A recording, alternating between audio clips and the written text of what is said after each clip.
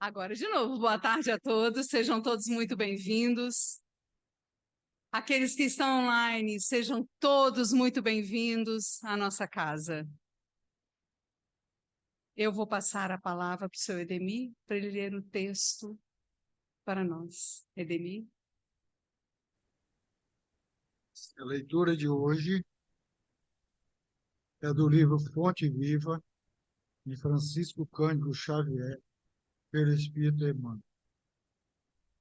E a lição 114, Embainha a tua espada. Jesus, João, capítulo 18, versículo 11. A guerra foi sempre o terror das nações. Furacão da inconsciência abre a porta a todos os monstros da iniquidade por onde se manifesta. O que a civilização ergue ao preço dos séculos laboriosos de suor, destrói com a fúria de poucos dias. Diante dela surge o morticínio e o arrasamento que compele o povo à crueldade e à barbárie, através das quais aparecem dias amargos de sofrimento e regeneração para a coletividade que lhe aceitaram os desvarios. Ocorre o mesmo dentro de nós, quando abrimos luta contra os semelhantes.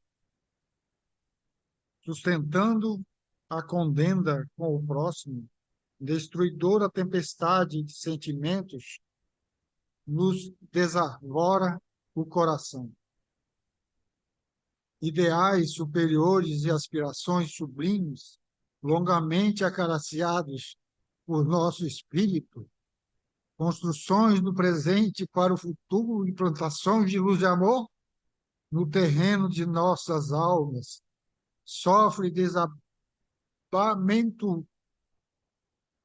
e desintegração, porque o desequilíbrio e a violência nos fazem tremer e cair nas vibrações do egoísmo absoluto que havíamos relegado à retaguarda da evolução. Depois disso, muitas vezes devemos atravessar aflitivas existências de expiações para corrigir as brechas que nos aviltam o barco do destino em breves momentos de insânia. Esse nosso aprendizado cristão, lembremos-nos da palavra do Senhor. Embainha a tua espada. Alimentando a guerra com os outros, perdemos-nos nas trevas exteriores, esquecendo o bom combate que nos cabe manter em nós mesmos. Façamos a paz com o que nos cercam, lutando contra as sombras que ainda nos perturbam a existência, para que se faça em nós o reinado da luz. De lança em riste, jamais conquistaremos o bem que desejamos.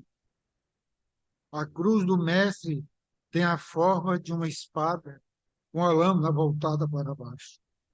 Recordemos assim que, em sacrificando sobre uma espada simbólica, devidamente ensarrilhada, é que Jesus conferiu ao homem a bênção da paz com felicidade e renovação. Que Deus nos ouça.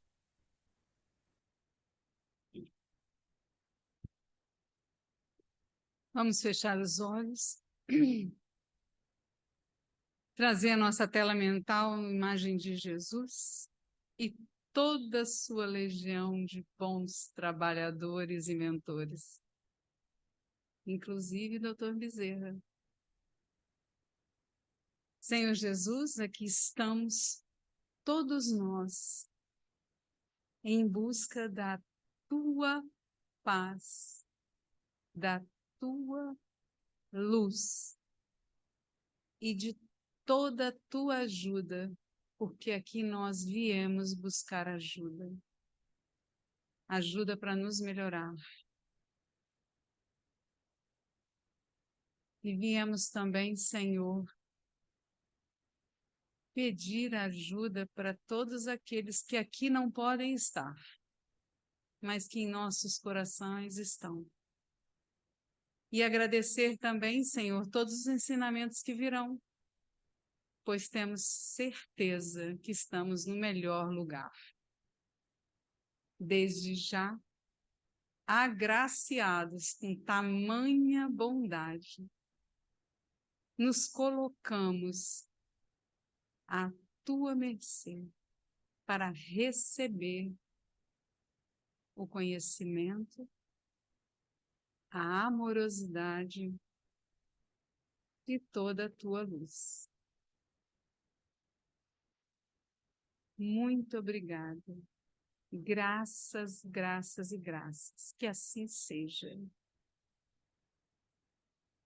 Hoje a nossa Fabem está recebendo um rapaz muito estudioso, muito dedicado. É o Flávio da Purificação, que vai nos trazer todo o seu melhor conhecimento, falando sobre reencarnar é preciso. Seja muito bem-vindo, Flávio, e temos certeza que nós vamos aprender muito. Boa tarde. Quando ela falou rapaz muito estudioso, eu fiquei olhando para trás, procurando o rapaz e no outro lado procurando o estudioso. Eu me sinto com 30 anos, né? Embora a aparência é quase 50 já. Tudo bem com vocês? É um prazer muito bom voltar a essa casa. No dia que um de vocês duvidar que Deus existe, olha para esses ventiladores e tenha certeza, tá? Porque essa foi uma das ideias mais loucas que eu já tive na minha vida, de colocar esses ventiladores aí. Eu não sei como um deles não caiu, já tem uns 5 anos ou mais, né, Fátima? Não sei. Eu cheguei aqui hoje, fiquei surpreso, eu disse, Jesus, só pode ser você. Deve ter um espírito, cada um segurando esse negócio aí. Ah, que bom. Deve ter bastante tempo que eu venho aqui. Essa casa foi a primeira casa espírita que me abraçou no Espírito Santo. Eu cheguei aqui um dia, vou falar rapidamente, o tema não é esse, mas é para tirar um pouco da minha emoção, que eu encontrei alguns companheiros aqui e fiquei emocionado. E eu cheguei aqui no salão, a Edilceia estava sentada ali no lugar da Amanda, e eu não sei quem foi o espírito fofoqueiro que chegou para ela e falou assim, ela me viu conversando aqui, né, baiano conversa muito, ou está cantando ou está conversando. E ela me viu conversando com duas pessoas, ela chegou assim, você não faz palestra, não? Aí eu digo, gente, esse povo é muito fofoqueiro. E no primeiro dia eu já saí daqui contratado para fazer uma palestra 3 meses depois. Coincidentemente foi no mês de abril também. Nem me lembro que ano foi. Reencarnar é preciso. E aí? É preciso de necessário ou é preciso de ser exato? O que é que vocês acham? Os dois? Ó, né? Imagina a cara dos soldados romanos quando o general chegou na beira do porto e falou para eles, ó, eles morrendo de medo de ir para a guerra. E aí o general falou, olha, meus filhos, navegar é preciso, viver não é preciso.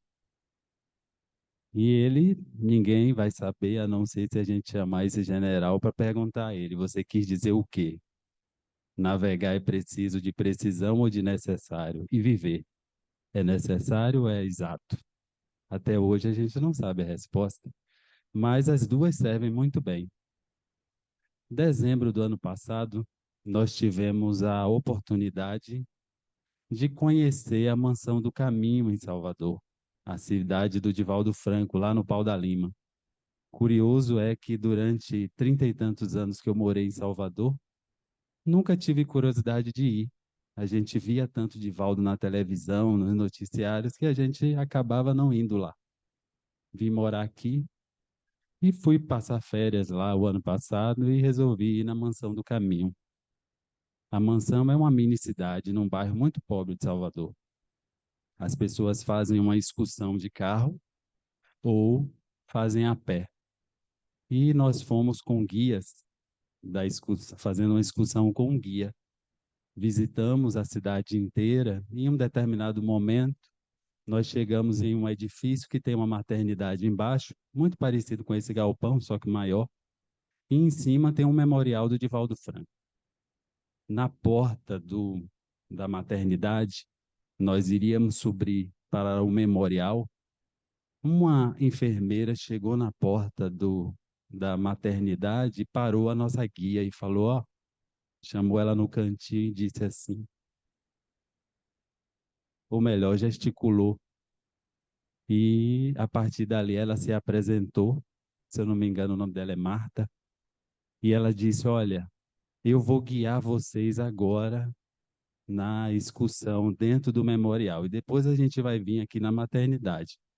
Aquilo não é comum, porque ela guia dentro da maternidade, não no memorial. Mas, para nossa sorte, alguém futucou ela lá e ela foi fazer isso. Ela levou a gente até o memorial.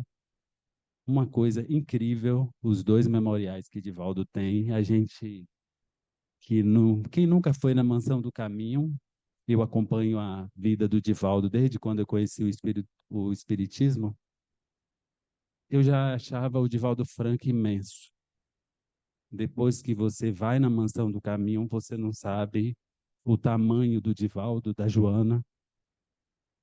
E ela passou a guiar a gente no memorial.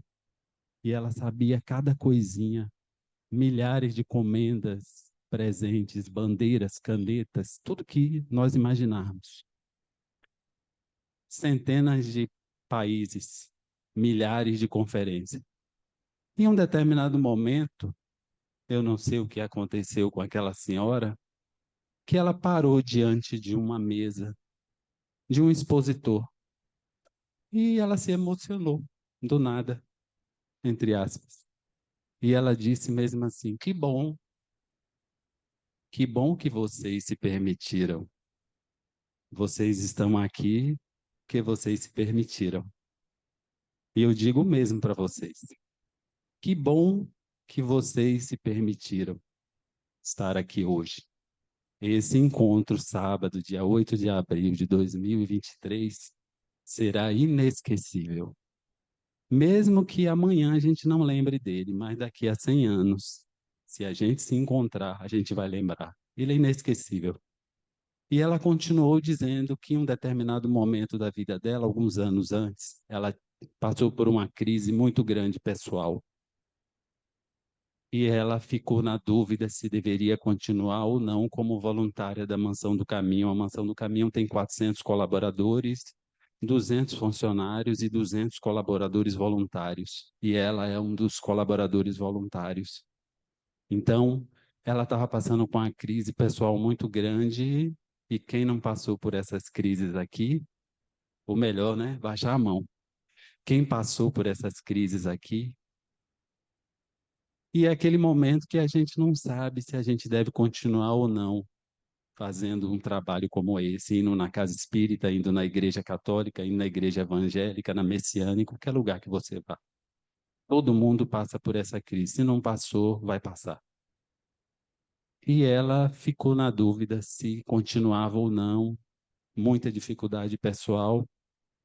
E aí o departamento mediúnico da Mansão do Caminho mandou chamar ela. E nessa hora, você deve se preocupar.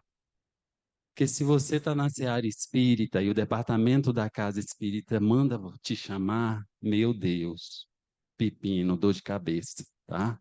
Porque eles vão te chamar é porque o negócio está sério.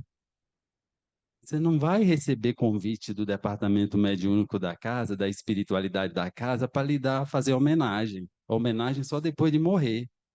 Se chamar, você já se arrepia, porque vem bomba.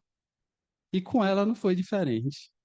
E aí eles chegaram para ela e mandaram uma comunicação. Minha irmã, se você está na dúvida se deve ou não continuar o trabalho aqui, tenha a certeza, a partir desse momento, se ainda não tem, que você não foi encaminhada para esse local de serviço à toa. Durante 15 anos ela era voluntária entrou como doula, né, assistente de parto, e hoje é enfermeira doula da maternidade. Os partos na Mansão do Caminho são todos humanizados. E ela estava ali há 15 anos e estava quase decidida a não continuar. E aí a espiritualidade, para não deixar dúvida nela que ela precisava ficar naquele lugar, veio e lançou a bomba. E a bomba só vem se eles souberem que a gente vai aguentar. Tem que ter preparo, tem que ter musculatura. Um monte de gente fica querendo saber o que fez na vida passada, e se não sabe, pode ter certeza, não aguentaria. Não aguentaria. Coloquemos isso na nossa cabeça. Lembra lá do livro Nosso Lar, Dona Laura, quando o mentor dela liberou que ela lembrasse 300 anos de das reencarnações. E André Luiz perguntou, mas por que não lembrou logo mais do que 300 anos? Ah, André, 300 já foi difícil. Ele disse que a gente não suportaria lembrar mais do que 300 anos.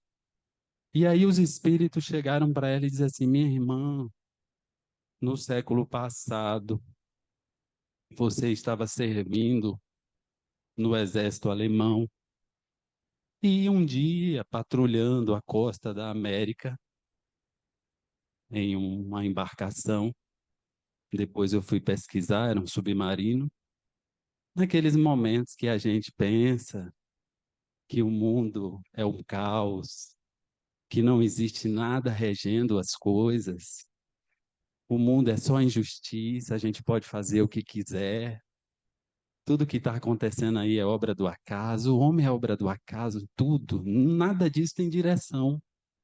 A gente pode fazer o que quiser, chutar o pau da barraca, me desculpe o termo, que não vai acontecer nada. Estava ela num submarino alemão, patrulhando a costa do Brasil. O Brasil não tinha entrado na guerra, mas o navio tinha cedido algumas bases no Nordeste, principalmente, né, no Rio Grande do Norte, para abastecer navios que iam para a Europa. E aí os alemães se sentiram agredidos por esse gesto brasileiro e mandaram os submarinos patrulhar a costa do Brasil. Em resumo, ela, dentro desse submarino, foi um dos soldados responsáveis por afundar 3 navios brasileiros. 616 pessoas. Pode procurar no Google. O nome do submarino é U-671 ou 271. 616 pessoas morreram. E ela, naquela crise, quem era o soldado? Olha que coisa interessante. Depois eu fui pesquisar. Eu fiquei um mês ou mais me deliciando com a história. Fui pesquisar a ideia, o espiritismo, Kardec diz isso. Pesquise, questione com respeito. E ela contou isso, ou melhor, os espíritos contaram para ela. Eu até vi a cena. Ela estava lá mirando os torpedos, né? Com os equipamentos mirando, e diga quem era o outro soldado que apertou o botão, né? Isso aí sou eu que estou complementando a história. Tinha um outro soldado que um mirava e o outro apertava o botão e ficava um dizendo para o outro assim, ó, aperta, André, aperta logo. Você lembra dos outros 2 navios? Não foi divertido, aperta mais um. Aí o André apertava o botão, o torpedo saía e afundou o terceiro navio. Quem acertar qual o papel que esse outro soldado veio fazer na vida dela, ganha um chocolate. Quem vai pagar é a Fátima. Quem vocês acham que veio nessa encarnação como o companheiro que apertava o botão? Que lá um mirava o torpedo e o outro apertava o botão para sair o torpedo. Hã? Filho? Nada, pior. Hã? Não, não. Da família dela. Já estou dando uma pista. Filho não, filho, marido. A bênção. Aí ela estava na crise lá, olhava para ele e eles brigavam. Nossa, eu não aguento você. Eu não sei porque eu não consigo me separar desse traste. Esse homem não sai da minha vida. Meu Deus, eu não aguento mais ele. Mas ela não conseguia separar dele. Por que, gente, não consegue? Porque o erro nos une. As famílias, elas são ligadas por dois magnetismos. O magnetismo do amor, mas, na maioria das vezes, num planeta igual ao nosso, é ligado pelo magnetismo do erro. Se você tem 6, 7, 8 pessoas na família, 5 ou 6 são ligados pelo magnetismo do erro e uma, Deus que é muito bom, manda um bombeiro que é para poder conter os incêndios. É aquela mãe incrível que aparece no meio. Às vezes é um irmão, que a mãe também é incendiária. Às vezes o pai é um incendiário também, os filhos é tudo incendiário. E aí ela vivia aquela crise com o marido e com a família, porque aqueles soldados dos navios vieram tudo reencarnar no Nordeste. Ó, que bênção! Imagine todo mundo se encontrando no carnaval. Agora eu entendo porque eu pulava atrás do trio elétrico de Salvador com aqueles meus amigos tudo perturbado, né? E aí a gente pensa, nossa, eu conheço esse de algum lugar, mas não imagino. Se ela pudesse acessar a memória, ela lembrava do submarino, né? O vida, aperta o botão, apertava o torpedo, saía e 200, desencarnou. E pasmem, olha como Deus é bom, gente. Deus é incrível. A mulher reencarna no Nordeste, lá para Aracaju, Sergipe, vai para Salvador, se apaixona pela mansão do caminho, enfermeira na maternidade, e ela disse que na comunicação falava isso, mas explicava um fenômeno que acontecia há mais de 10 anos e ela não entendia. Ela estava lá com a mãe pulando dentro do quarto. Quem já viu parto humanizado sabe aqui quanta mulher fica mexendo, né? Eu participei de 2 já, mas não foi eu que tive, não, né? Foi a minha ex-esposa, tá?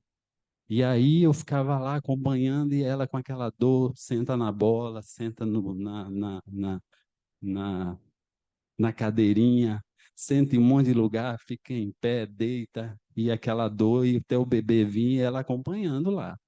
E ela disse que acontecia um negócio que ela não conseguia entender, que de uma vez ou outra, quando uma criança nascia, ela pegava a criança e olhava, e ela sentia uma emoção tão grande que ela dizia assim: eu conheço esse espírito de algum lugar.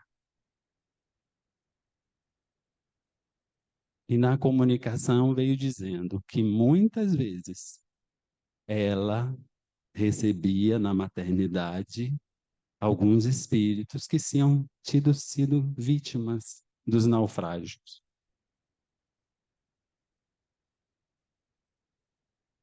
E tinha que vir ao mundo pelas portas que ela ajudava a abrir. E a gente fica achando que o acaso existe, não é? As pessoas caem na nossa vida por acaso. Eu não sei, menina, eu não sei o porquê eu atraio essas pessoas para minha vida. Nossa, é impressionante. Eu tenho um dedo podre, é incrível. Não. É o dedo, pode ser, né? O dedo que apertou o botão, né, André? Lá para sair o torpedo. A gente pode pensar assim. Teve outros detalhes da história, mas não vai acrescentar para o nosso tema. A gente pode pensar assim: nossa, isso é uma história excepcional, não é? Essa história não tem nada de excepcional. Essa é a história de cada um de nós. Em 30 e poucos anos de movimento espírita, eu conheci várias pessoas tão enroladas como a Marta. É impressionante. E a surpresa mais incrível que eu tive foi que eu sou uma dessas pessoas. E ninguém aqui perguntou por que que Deus permitiu que Marta tivesse acesso a essa informação e por que eu não tive. eu tive, mas eu pensando assim, alguém aí se perguntou por que que eu não sei nada da minha vida? Vamos tentar entender um pouquinho desses mecanismos. É necessário se perguntar o que nós temos dado para a vida. Quanto a gente tem depositado no banco da vida a fim de tirar alguma coisa dele. Porque tanto aqui na Terra, que é uma instituição imperfeita, no plano espiritual, que as instituições são perfeitas, essa regra vale mais do que nunca. Não é possível tirar de onde não se colocou. Marta tinha 15 anos como voluntária na maternidade. Centenas de partos, sem ganhar R$ 1, pagando combustível para ir lá.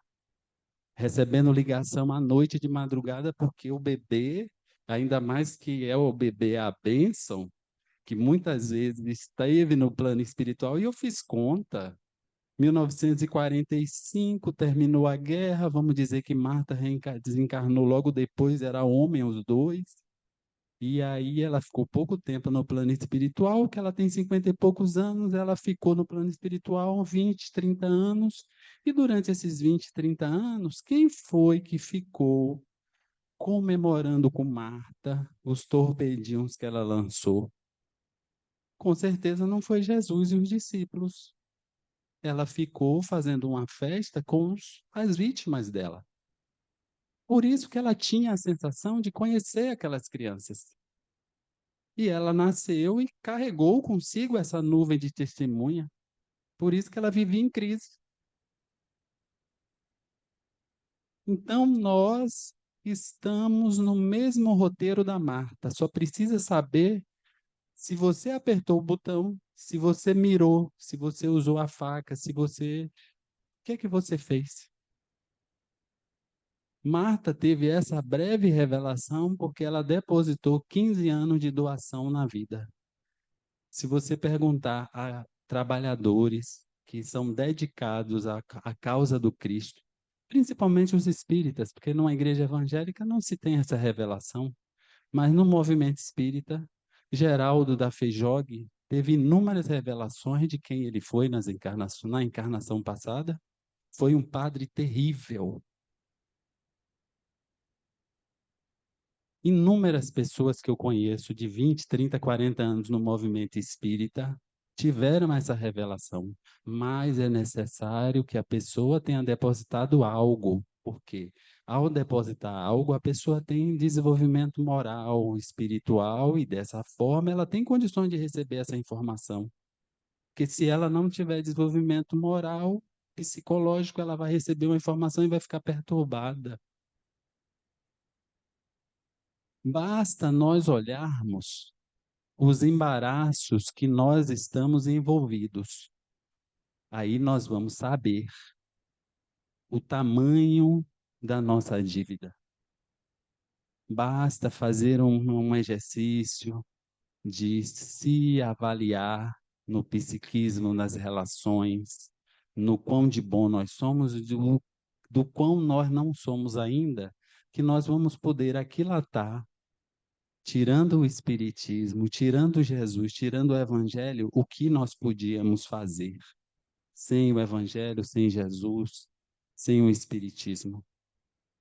Chegando neste ponto, ninguém pode ter dúvida, porque se tem dúvida, é um problema de fé.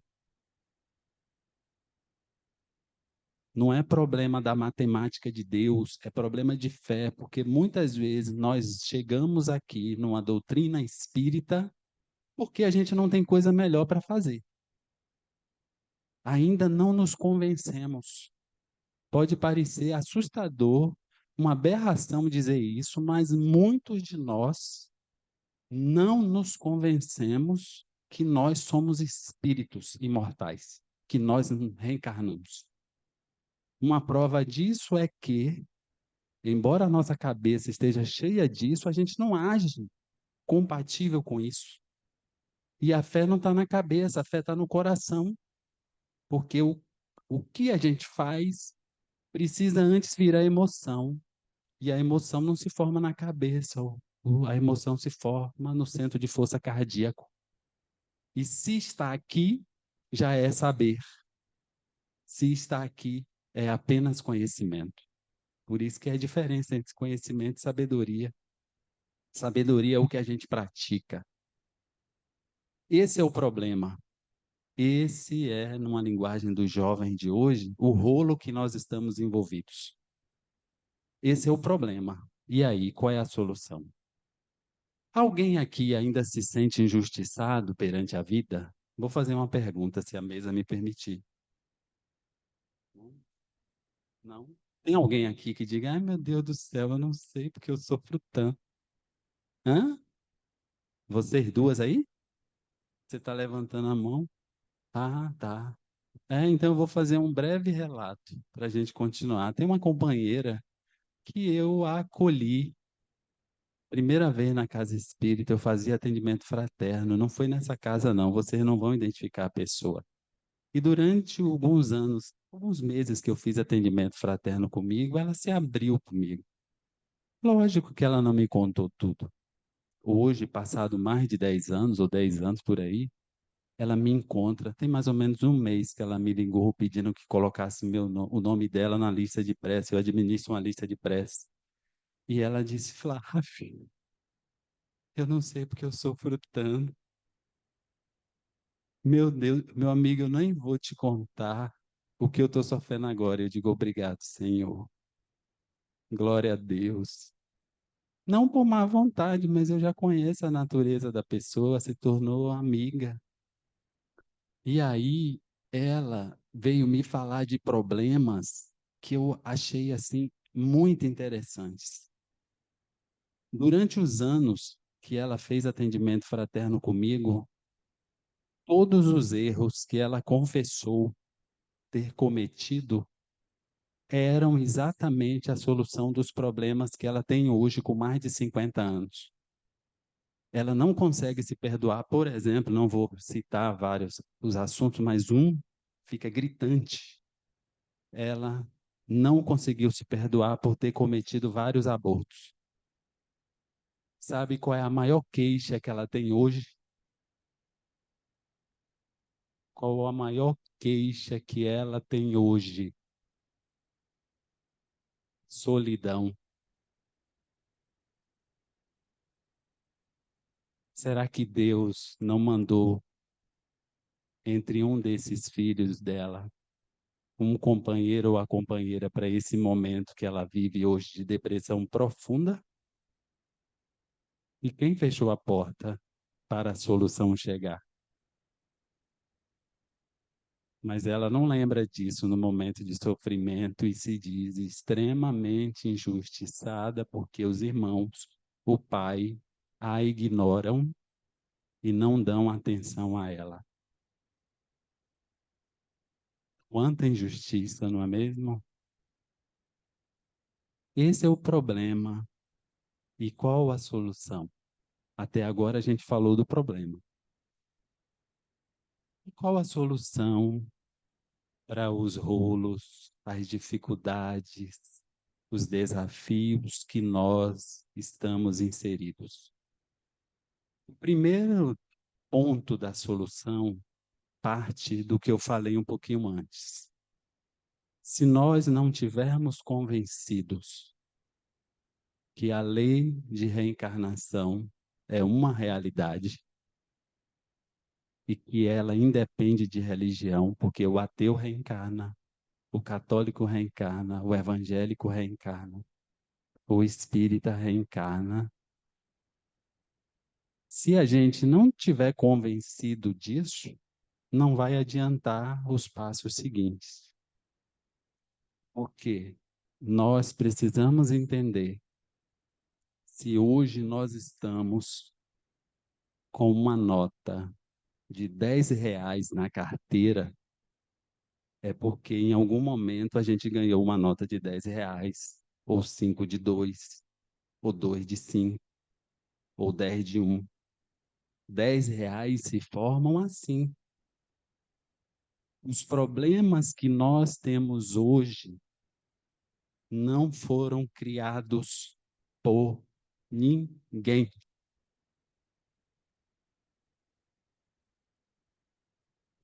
Se algum de nós duvidar, questionar, não entender ou não aceitar esta lei, a gente não está pronto para seguir adiante.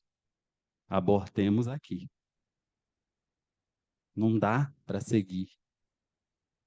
Ah, eu sou sem cabelo porque é do meu pai, hereditário.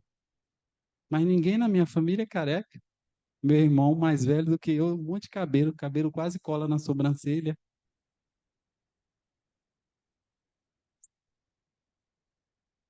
As dificuldades que eu passo hoje, foi por causa, é tanto culpado que eu não consigo nem lembrar, não é?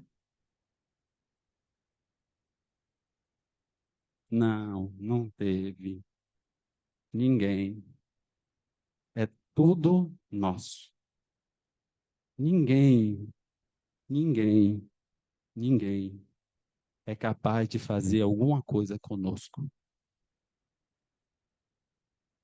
Aulus, no livro No Domínio da Mediunidade, diz: toda injustiça ela é temporária, porque as leis da providência trabalham imediatamente para corrigi-la.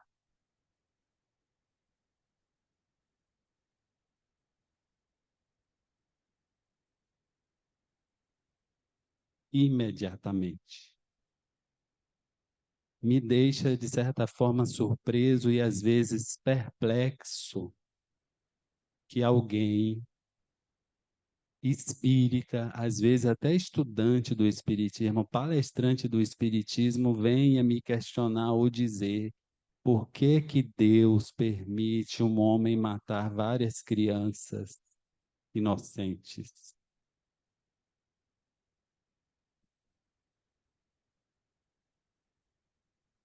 As crianças já tinham livre-arbítrio, discernimento moral? Não. Então estava marcado na reencarnação delas que elas iriam desencarnar. Só o jeito e a pessoa que não estava. Porque no momento, o escândalo, que é um mecanismo da justiça, disse: olha, esses espíritos são devedores. E aí alguém levantou a mão e diz: eu me voluntario para ser o instrumento da justiça. E é nesse ponto que Jesus diz: o escândalo é necessário. Saber da dívida é necessário. Foi claro, mas não seja você o instrumento do escândalo. A gente pode e muitas vezes vai ficar sabendo que o outro é criminoso, mas resistamos à tentação de levantar a mão dizendo: eu vou cobrar a dívida, eu vou ser instrumento, porque no livro dos Espíritos está claro quando Kardec pergunta: existe um mal porque o mal precisa ser corrigido? E os Espíritos respondem: eu queria você que fosse de outra forma? E Kardec continua: então, no momento que não existir mais pessoas más, não existirá mais o mal? E ele, pasmo ainda, o Espírito responde: e poderia ser de outra forma? Quer dizer, a partir do momento que ninguém mais se voluntariar, quando o escândalo acontecer, a dizer assim: eu vou ser o instrumento do escândalo, o mal acaba. Porque aí haverá o perdão.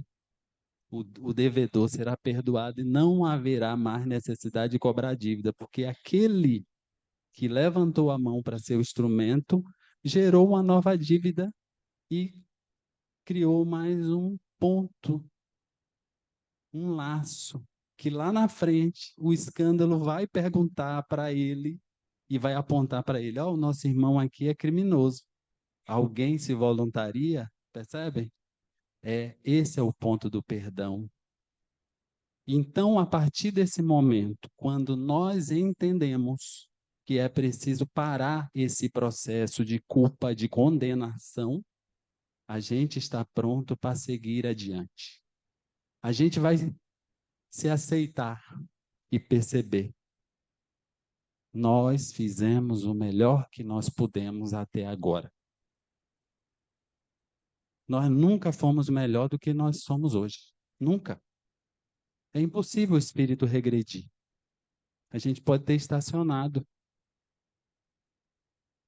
mas nunca fomos melhor do que nós somos hoje. Então a gente tem que começar a se perdoar, a olhar para a nossa encarnação e dizer assim: meu Deus, esse é o melhor ser humano que eu consegui ser até hoje.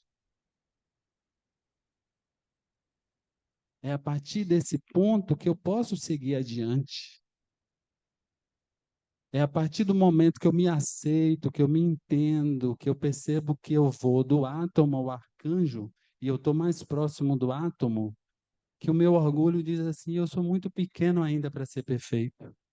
Muito pequeno para ser perfeito. E aí a gente vai aceitar.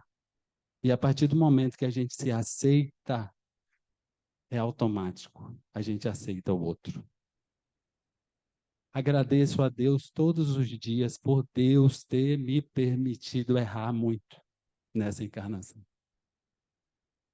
Hoje, pela manhã, eu fiquei pensando: meu Deus, se eu não tivesse ido pelo caminho do erro nesta encarnação, eu não teria feito a transformação que eu estou conseguindo fazer em mim. Eu teria continuado no movimento falseado, achando que estava tudo bem comigo. Mas a partir do momento que eu errei, fui lá, distante do Pai, fiz um atalho, a gente se arrebenta todo, e quando a gente volta na casa do Pai, como filho pródigo, e a gente olha para trás, a gente pensa assim mesmo: meu Deus, como eu poderia ter aprendido isso se eu não tivesse errado? Porque antes eu achava que já tinha alcançado esse nível de evolução, mas não tinha tido a prova, a tentação. Bastou ter a tentação para ter a arrebentação de cara, ir lá, voltar e agora olhar para a vida e perceber que aí a gente entendeu, que a gente aprendeu a lição. Um contador, após 6 meses que eu não conseguia pagar os impostos federais da minha empresa, há vários anos atrás, ele me deu a maior lição sobre reencarnação. Ele disse mesmo assim: Flávio, você já está 6 meses sem pagar o imposto federal, o seu faturamento não caiu, por que que isso está acontecendo? Aí eu disse: olha, aumentou o custo e eu tive que sacrificar uma conta, resolvi ser o governo federal. Ele disse: olha, imposto é igual à morte, você não consegue fugir. Aquele ditado americano. Aí ele disse: a gente vai fazer o seguinte, a gente vai começar a pagar o imposto desse mês e da agora em diante a gente não vai deixar mais de pagar. Eu digo: e os 6 meses? Ele disse: ah, lá na frente a gente negocia. Nossa, o conselho dele foi maravilhoso. A gente consegue trazer isso para a nossa vida? Que lição! Não tem mais espaço para erro conhecido. Após você conhecer Jesus, o Evangelho, o Espiritismo principalmente, porque o Espiritismo é o Evangelho de Jesus escancarado. Gente, não tem mais espaço para roubar. Não tem, gente. Porque não tem mais desculpa. A partir de agora, só erro novo. Porque o erro novo a gente ainda não sabe que é erro. Pode não saber. Mas erro velho não dá mais. O segundo passo é esse, é entender que agora a gente não vai mais fazer nada que se individe. E esses 6 meses, 6 reencarnações, 60, né, Carlos? 600, a gente vai negociando, mas agora a gente tem que tomar um compromisso. Não dá mais para roubar. Não dá mais para trair o companheiro. Não dá. É porque agora eu não quero arrumar mais namorada nenhuma, mas se eu arrumasse uma namorada, ela ia ser uma pessoa muito sortuda. que ela me pegou numa época que eu entendi a lei. Não dá mais para enrolar. Não dá mais para fazer coisas que vai ferir o outro. Ah, mas isso é bonitinho, você está fazendo isso por causa do outro? Não, não, não, não, não, não. O Espiritismo me mostrou e me provou que toda canelada que eu dou, ela volta, e ela volta gostosa. A gente precisa fazer o movimento de alto amor. Primeiro ponto, aceitação e entendimento da lei. Segundo, não há mais espaço para erro velho. Erro gritando na nossa consciência que o Espiritismo já desdobrou, já elucidou, já mostrou. Não tem mais espaço. Não tem. E o terceiro ponto, a negociação da dívida dos 6 meses. Qual é a fórmula que a espiritualidade dá, que Jesus veio e nos mostrou? Kardec, lembra do Espiritismo? Qual a melhor forma de pagar esses 6 meses lá para o imposto do Senhor que a gente ficou devendo? Já botei a gente, não foi eu mais não, tá? Qual a melhor forma, gente? Os universitários aí, Fátima, fala, Fátima. Fazer o bem ao próximo. Fazer bem ao próximo.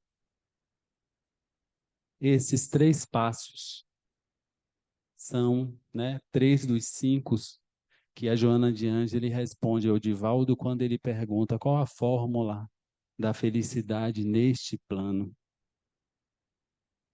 É necessário fazer alguma coisa por alguém, se habilitar para a próxima vida. Porque muitos de nós, se morrêssemos hoje, estaríamos desempregados no plano espiritual. Porque no plano espiritual só tem serviço ao próximo. É advogado para o próximo, é médico para o próximo, é nutricionista para o próximo, é aplicador para o próximo, é orientador para o próximo. Você tem que diminuir e muito a atenção que nós damos para a nossa personalidade. E como a maioria de nós só vive para nós, leva um bom tempo no plano espiritual desempregado até se habilitar. E muitas vezes não se habilita, tem que reencarnar para fazer uma nova tentativa e, quem sabe, na próxima, ter condições de ter um emprego no plano espiritual.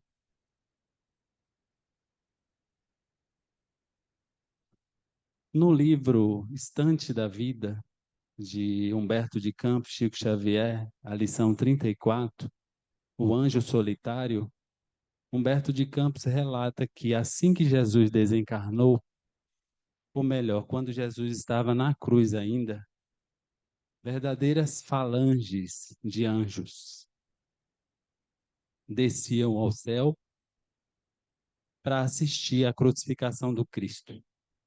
Enquanto da terra subiam espíritos e trevas, espíritos das trevas, do céu desciam anjos, espíritos puros. E Jesus assistia aqueles espíritos ali, assessores do seu gabinete, da governadoria do planeta, e ele não falava nada. Humberto de Campos diz que ninguém encarnado conseguia ver aquela cena. Assim que ele desencarnou, ele foi amparado por alguns desses espíritos, e um dos espíritos mais luminosos que tinham ali chegou próximo a ele e ele cochichou algo, falou baixo no ouvido desse espírito. Humberto de Campos diz que esse espírito era o anjo da caridade.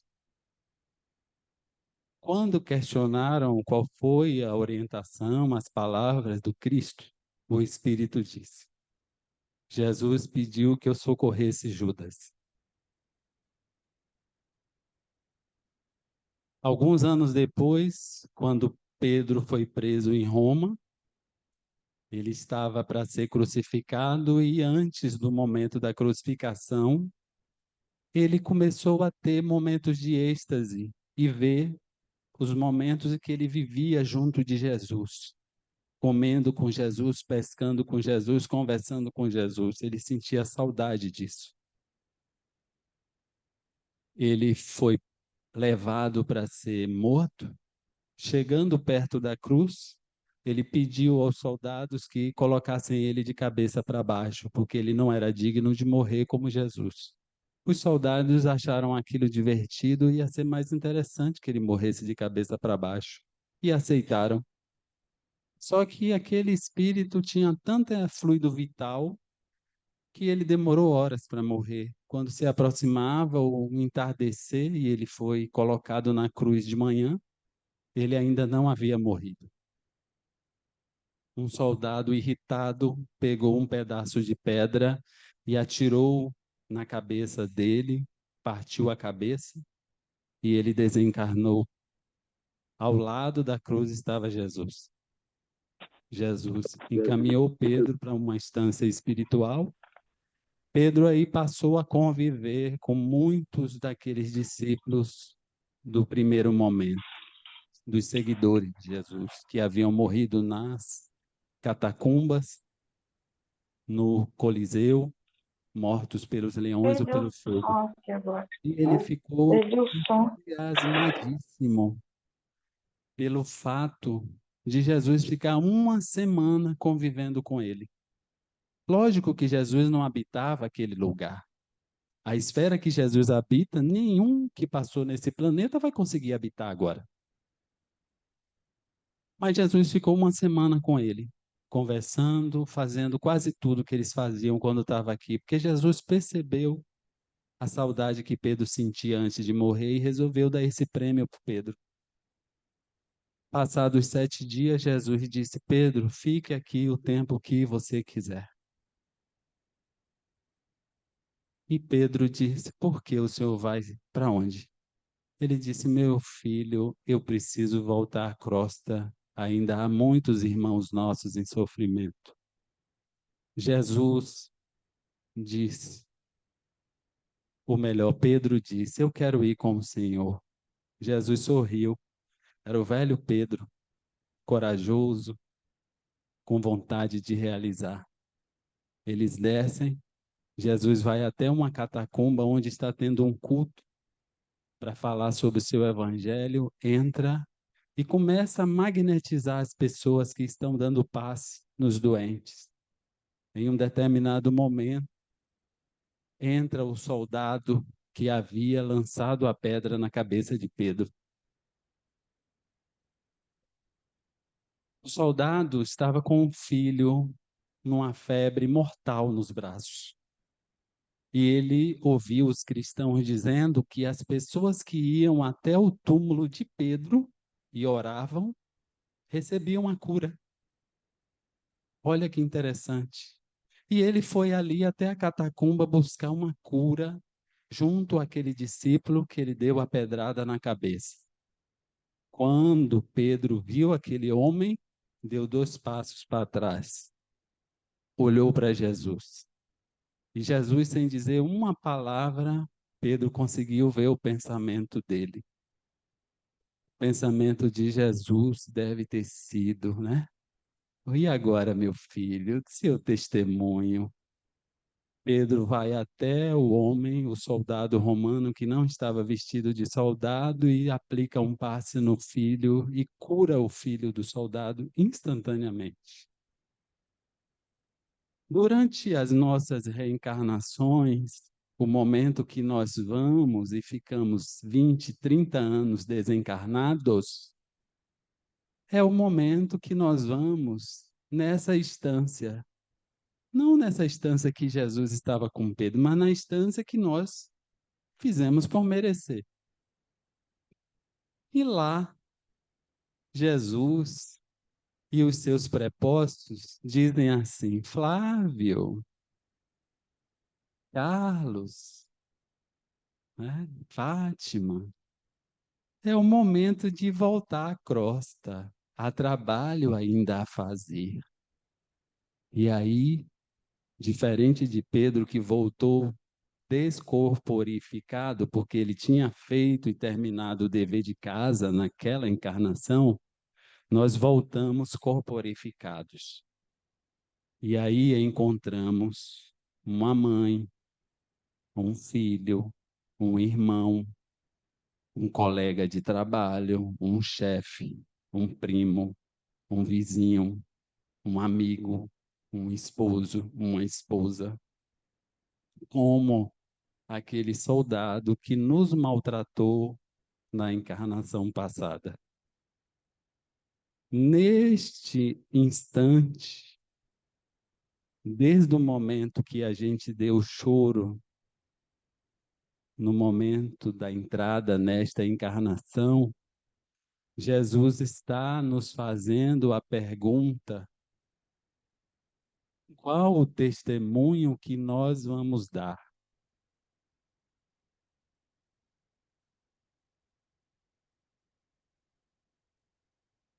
Porque o nosso encontro com os soldados da nossa família, os amigos, os companheiros da casa espírita da igreja são tão difíceis? Porque no nosso psiquismo a gente lembra: Fátima já me deu uma pedrada. Lá na minha lista, no meu telefone, tem escrito assim mesmo: Freira Mar. É o nome dela. Deus já me permitiu que eu soubesse que numa encarnação passada eu fui religioso várias vezes, mais de uma até. Numa das últimas eu fui um frei franciscano. Terrível, terrível. Eu participava de um convento, eu não sei se frei chama convento, né? A Fátima de outro. A gente fazia cada festinha. Menina, ela e as amigas delas. Detalhe, eu estou rindo, mas isso é verdade. Várias companheiras e companheiros do movimento espírita que eu conheci, que mais têm afinidade comigo, são freiras e padres de reencarnações passadas. Muitas. Essa semana eu fiz uma palestra em uma casa espírita e uma senhora que não me conhece falou assim mesmo: meu filho, seu mentor é um frei? Aí eu disse: por quê? Ela disse: eu via você vestido com a roupa de frei. Eu ria, eu ria. A mediunidade dela permitia ver uma psicosfera que eu evocava. Não há acasos. Reencarnar é preciso, exato, necessário. E nós saiamos daqui com a certeza absoluta de que Deus está nos dando hoje, apesar de todos os erros dessa encarnação, as ferramentas necessárias para transformar tudo que a gente quiser. Tudo. Basta que a gente tenha vontade. Vontade. Finalizo com um breve texto, uma mensagem que eu gosto muito. Vou ver se eu consigo ler. Já passei o tempo, né? Sim, 3:07. Então não vai dar tempo ler. Tudo bem. Vou finalizar agradecendo a todos vocês por estarem aqui, pela oportunidade. Recebi um presente hoje.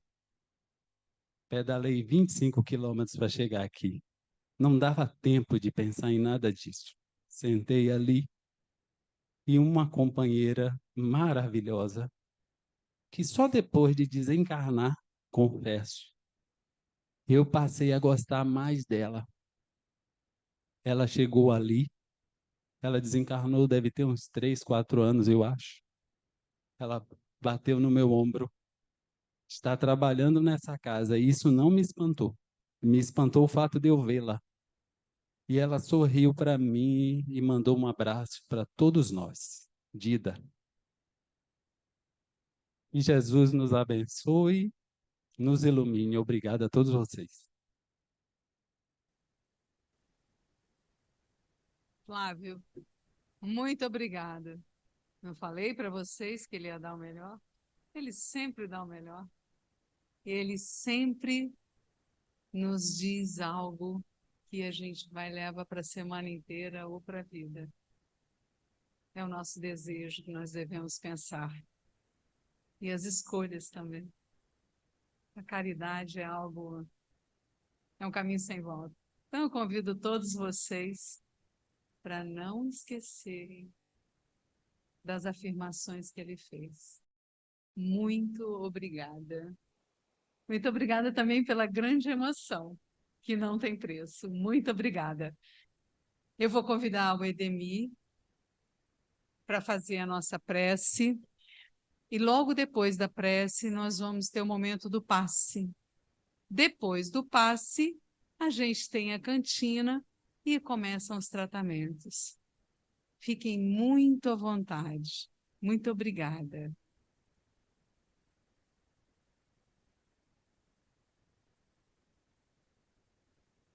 Vamos agradecer a Jesus por ter trazido até nós seus ensinamentos e alguns exemplos para que possamos sair daqui hoje e transbordar alegria e paz. Pensemos uma pedra jogada no lago, quando ela emite ondas, essas ondas são energias. Então, sejamos pedregulhos do universo, transportando energia para todos e recebendo de Deus a bênção, para que o nosso caminho seja o mais reto possível e possamos alcançar aquele momento da verdade absoluta, que um dia iremos conhecer. Que assim seja.